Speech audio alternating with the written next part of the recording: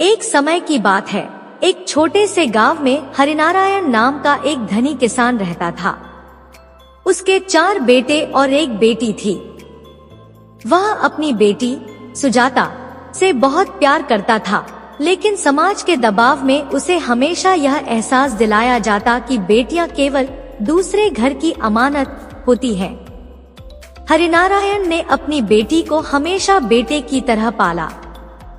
सुजाता पढ़ाई लिखाई में होशियार थी और अपने पिता का हर काम में हाथ बंटाती थी। लेकिन जब भी कोई बड़ा अवसर आता, जैसे खेतों का विस्तार या त्योहार पर विशेष अनुष्ठान, तो हरिनारायण केवल अपने बेटों को प्राथमिकता देता। एक दिन गांव में एक बड़ा भोज आयोजित किया गया। हरिनारायण ने अपने बेटों को बुलाकर कहा, यह भोज तुम्हारी मेहनत और हमारी परंपराओं का सम्मान है।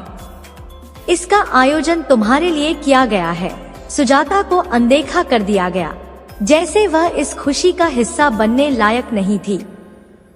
सुजाता ने यह सब चुपचाप सह लिया।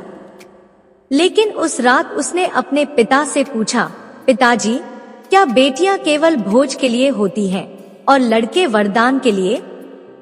हरिनारायण इस सवाल पर चुप हो गए। उन्होंने कभी इस दृष्टिकोण से सोचा ही नहीं था। सुजाता ने आगे कहा, मैंने आपकी हर मुश्किल में साथ दिया, खेतों में काम किया, आपकी इज्जत बढ़ाई, तो फिर यह फर्क क्यों? क्या मैं आपके परिवार का हिस्सा नहीं? हरिनारायण ने गहराई से सोचा और महसूस किया कि समाज ने जो परंपराएं बनाई हैं, वे उनकी सोच को प्रभावित कर रही थी। अगले दिन हरिनारायण ने पूरे गांव के सामने सुजाता को बुलाया और कहा, यह भोज केवल मेरे बेटों के लिए नहीं है, यह मेरी बेटी सुजाता के लिए भी है, जिसने मुझे सिखाया कि सच्चा वरदान वही होता है जो सभी को बराबरी का हक दे।